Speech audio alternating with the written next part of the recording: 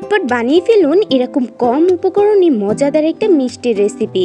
এটা না আপনারা বাসায় রেখে অনেক দিন পর্যন্ত খেতে পারবেন। তাই ঘরে থাকা উপকরণ দিয়ে খুব সহজেই বানিয়ে নিন। কেমনভাবে বানালাম এই যে দেখতেই পাচ্ছেন, ভেতরে রসালো আর উপরে কিন্তু মুচমুচে। তো চলুন রেসিপিটি শুরু থেকে শুরু করা যাক। প্রথমে একটা পরিষ্কার বোলে আমি এখানে 1.5 কাপ মতো ময়দা বা আটা নিয়ে নিলাম। আপনারা যে যার ইচ্ছা মতো নিতে পারেন। তারপর কিন্তু এখানে আমি পরিমাণ মতো দিয়ে দিলাম লবণ, আর তারপর দিয়ে দিলাম বেকিং সোডা বা খাবার সোডা।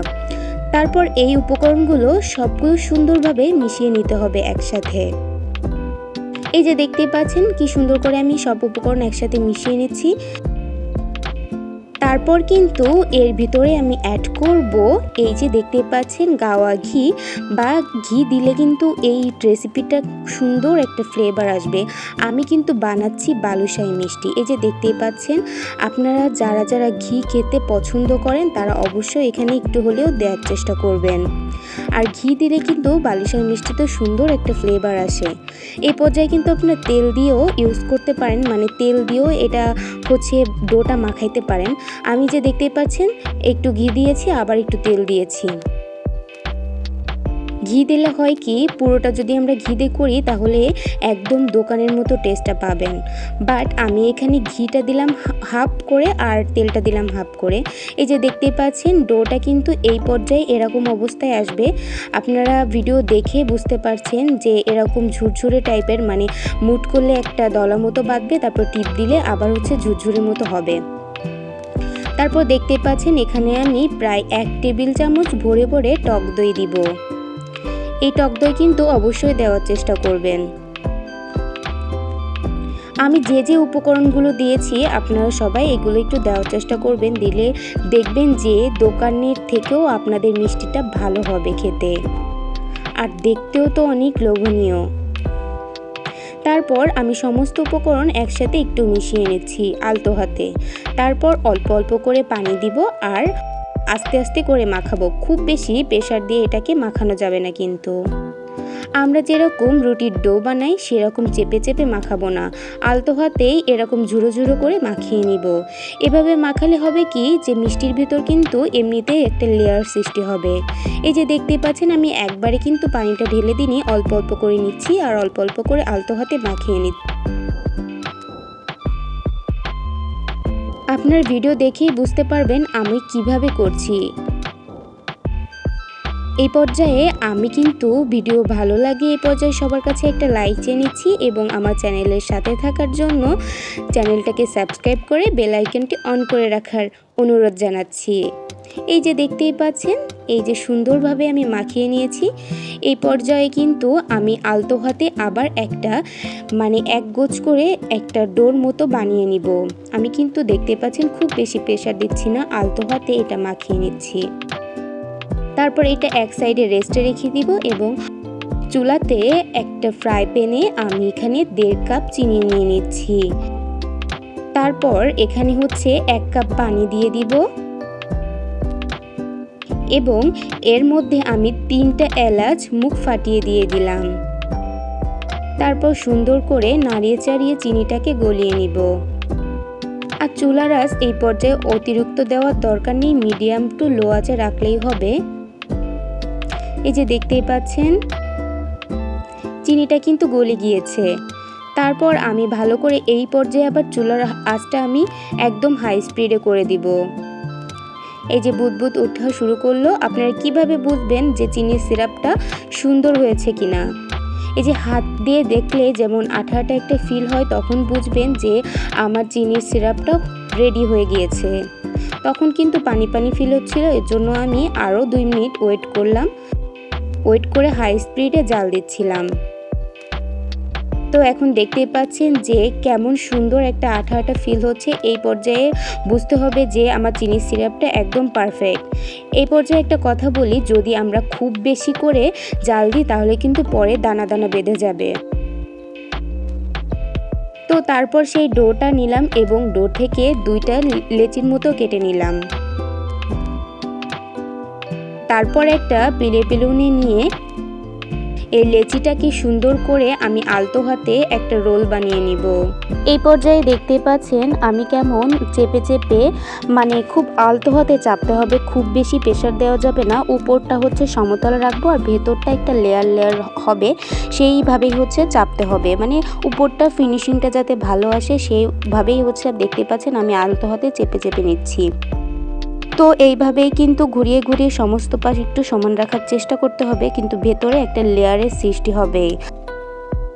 আগে থেকে আমি যেই সুন্দরভাবে মেখে নিলাম না, সেই পর্যায়ে কিন্তু একটা লেয়ার চলে আসছিল। তারপর ছুরি দিয়ে এই যে দেখতে পাচ্ছেন পিস পিস করে কেটে নিচ্ছি। তারপর কিন্তু এই যে দেখতেই পাচ্ছেন সবগুলো আমি এইভাবে পিস পিস করে কেটে নিলাম এবং একটা লেচি ওইখান থেকে নিলাম এবং এইভাবে দেখবেন আমার ভিডিওটা ফলো করবেন যে সুন্দর করে আমি চারপাশটাকে একটু গোল গোল করে নিয়ে তারপর হাতের সাহায্যে সুন্দর করে একটা রাউন্ড রাউন্ড শেপ দিয়ে নিচ্ছি। এটা আসলে বলে বোঝানোর কিছু নেই, ভিডিও দেখে আপনাদের বুঝিয়ে নিতে হবে।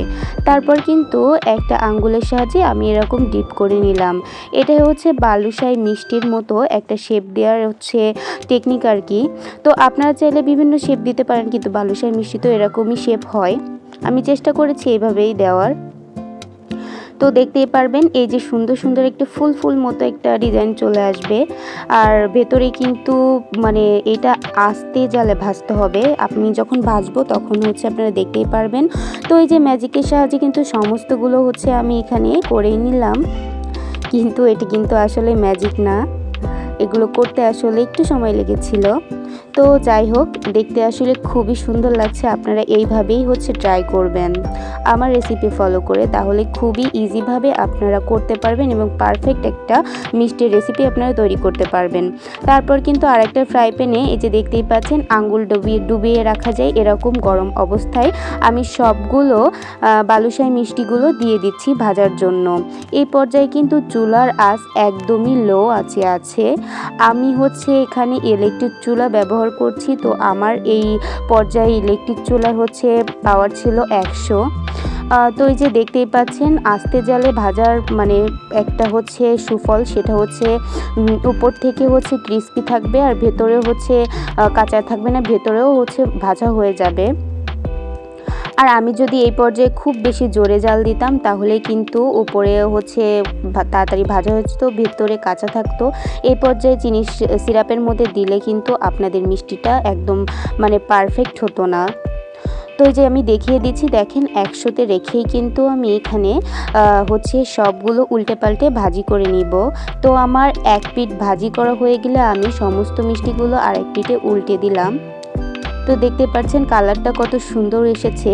আর এই পর্যায়ে কিন্তু আমি আপনাদের সাথে একটা কথা শেয়ার করি, আমার মিষ্টিগুলো একটু লাল লাল দেখতে লাগছে কারণ আমি কিন্তু এখানে লাল আটাটা ইউজ করেছি, আমি কিন্তু ময়দাও ইউজ করিনি, তাও আমার মিষ্টিটা একদম পারফেক্ট হবে, একদম লাস্ট পর্যায়ে দেখবেন।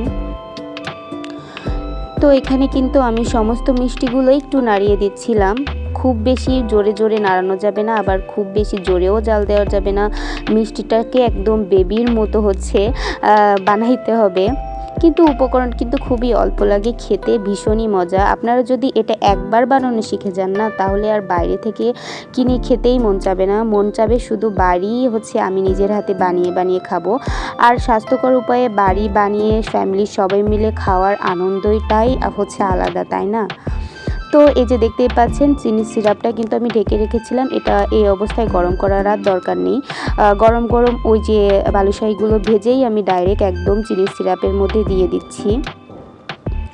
এখানে একটু খেয়াল করে দেখলে বুঝবেন যে চিনি সিরাপটা হচ্ছে কিন্তু এই পর্যায়ে ঠান্ডাই ছিল, আর আমি গরম বালুশাহীগুলো একদম ভেজে আর একটা মানে ফ্রাই প্যান থেকে চিনি সিরাপের মধ্যে হচ্ছে দিচ্ছি অলরেডি।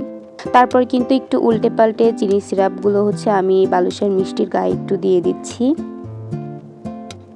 আসলে আমি ভিডিওটা করেছি, এটা কিন্তু আধা ঘন্টা 1 ঘন্টা রাখলে কিন্তু খুব সুন্দরভাবে সিরাপটা একদম টেনে নেবে, বাট আমি তাড়াতাড়ির কারণে হচ্ছে আমি একটু মাখিয়েই হচ্ছে উঠিয়ে নিব। আপনাদের দেখানোর সুবিধাতে কিন্তু আমি এটা করছি, আর আপনারা যদি বাসায় বানান তাহলে কিন্তু অবশ্যই এটা আধা ঘন্টা থেকে ঘন্টাখানিক মতো একটু চিনি সিরাপের ভিতর রাখবেন, তাহলে কিন্তু সুন্দরভাবে মিষ্টিটার ভিতরে চিনির রসটা ঢুকে যাবে। তারপর কিন্তু এই যে আমি ডেকোরেশন করে নিচ্ছি, দেখতেই পাচ্ছেন কতটা এই পর্যায়ে লোভনীয় লাগছে। এখনই মনে হচ্ছে উঠিয়ে একটা খেয়ে ফেলি। আমার বাচ্চারা তো অলরেডি আমার পাশে দাঁড়িয়ে আছে, তো তাড়াতাড়ি করে ম্যাজিকের সাহায্যে সবগুলো হচ্ছে এই যে প্লেটারে নিয়ে নিলাম। এখনই দেখতে কতটা লোভনীয় লাগছে, মাশাল্লাহ মাশাল্লাহ।